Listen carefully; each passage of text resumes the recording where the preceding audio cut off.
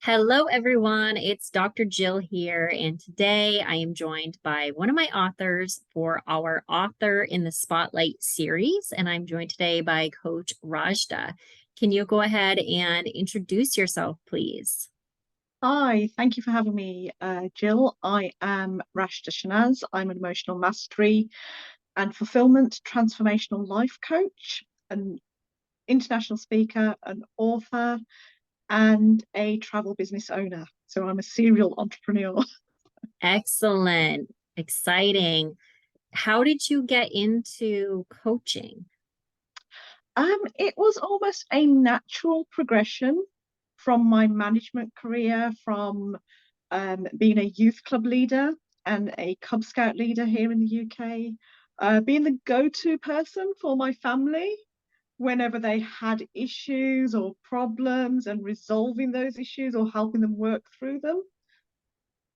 Excellent.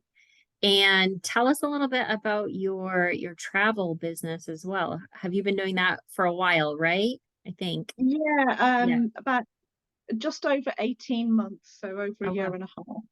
Yeah. Okay. Awesome. And for your coaching business, who do you typically want to work with? Like, who are you looking for clients? So I work with ambitious women who get stuck in their own heads or by culture or society telling them that they're not good enough and that they can't achieve what they want to achieve. I help them break free from that mold, break free from that cultural restraint so that they can achieve the life they want and they can live, travel, and pray wherever they want. Amazing. So I'm guessing for you, that's probably like middle management and executive level at different organizations, right? Yes, so whether they are in business for themselves or for other people, looking to make a change in their own lives or affect a change in other people's lives as well. Okay, perfect. Any specific industry, or are you open to women in any industry? I'm open to women in any industry, and it's quite interesting that you've asked me that question because just this week I've been taking client calls and booking onboarding sessions. And these women are either in the finance industry, they're in the legal industry, they're in healthcare, or they're working for themselves. And it has been quite eye-opening to me that there are all these women across all these different industries Mhm. that still have the same struggles, that still have the same self-doubts and the same, imposter syndrome, Mhm. feelings that they should not be going after achieving their dreams. That is interesting. What are some of their like fears? Do you feel like it's fear, or do you feel like it's more of a judgment thing that they're afraid of? What are you hearing from them? I think it's a bit of both. So Mm. it's fear of getting out of their comfort zone. Yeah. It's fear of being judged to want to achieve more and not being satisfied with what they have, Mm. whether they've got a comfortably paying job, they're comfortable in their lives at the moment with a supportive partner or husband, or living on their own. Yeah. Do you feel like COVID has had any impact on, women's mental health in the workplace, and like how do you think that's impacted them now when they're trying to climb the corporate ladder? Is there anything you've Um, recognized? yeah, COVID has had a massive impact across the board. I mean, we see that not only with our own mental health, our own emotional well-being, but seeing it in others and how um, those who were working throughout COVID, they almost felt like they just have to keep going. There's no way out for them, and they have to keep doing it, whether they're doing it for their client's sake, their patient's sake, their colleague's sake, or for their family's sake. Either way, they can't give up. Yet there are also those who want more by seeing the impact that COVID had, by the restrictions that were put in place worldwide. They want more, they want to achieve more, they want to go out there and travel more. and they want to live life freely away from a desk. Yeah, So remote working actually opened their eyes to other things in that way. absolutely. We're actually in an interesting trend here in the States where it seems like so during COVID, obviously everyone was working remote, but now it's been a couple years and it almost seems like the pendulum has swung back to the other side and employers are getting stricter Yeah, about people going back to the office, which I find very odd. Is that happening there too? it is. Yeah. And there seems to be a reluctance to Yes. allow more flexible working. So if people want to work less days, Mm, and it's interesting, I think I posted an article on my LinkedIn platform about the trial that was running for a few organisations here in the mental health space in the mm, UK on a 4-day week, and how it had a positive impact on people's mental health and their well-being and caused them to be more productive. Yet employers are reluctant to follow that path and allow them mhm. to do that. And it's causing more women in particular to think, well, maybe I don't want to be employed anymore. Yeah. Maybe I should be seeking out other avenues. Yeah, exactly. Well, and I think some women are just stepping down from corporate altogether and maybe even shifting back to being more like stay-at-home moms because the burden has been just huge on women, right? Like trying to work and homeschool. And I'm not sure that women have fully recovered. Are you meeting a lot of women that just feel completely burned out? Yeah, the Yeah. burnout is such a problem.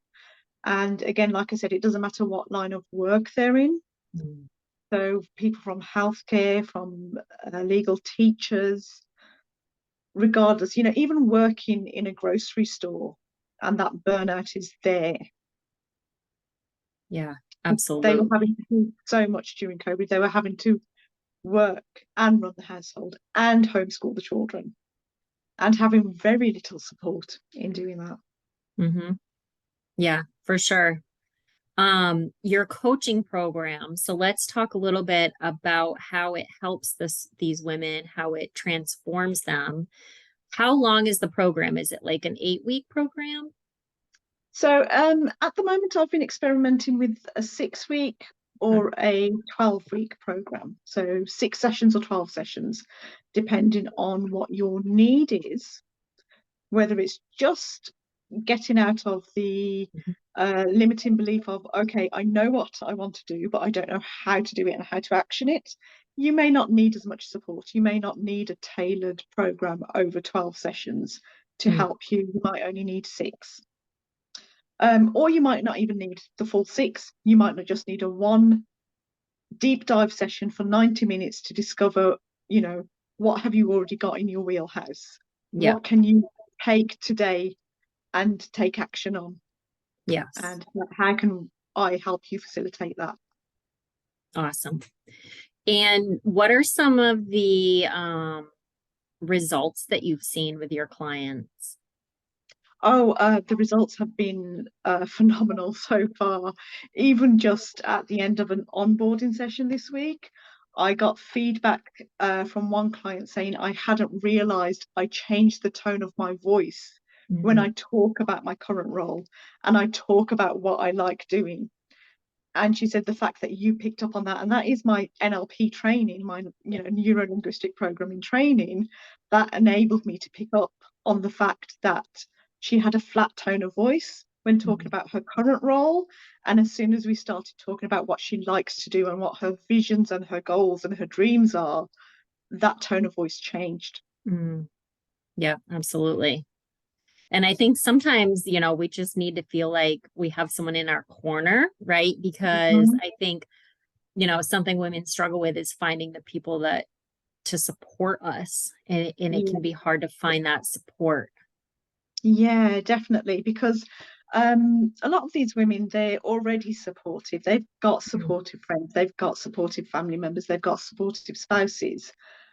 But it's just the limiting beliefs that they've Mm, had and built up over time, whether that's through their childhood, through their working life and their working career, and being hitting that glass ceiling, yeah. or being put into a particular box and believing what they were told, that can have an impact despite a loving and supportive home life, Hmm. despite loving and supportive relationships or friendships.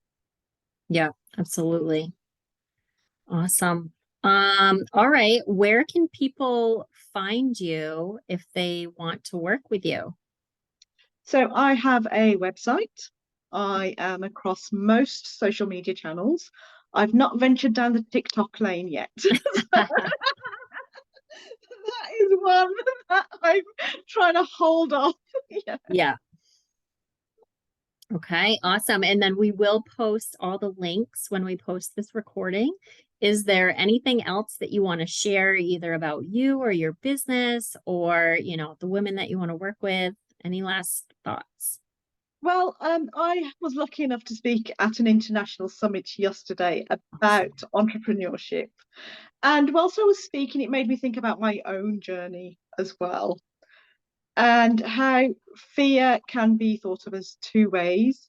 You know, Mhm. we can forget everything and run, or we can face everything and rise.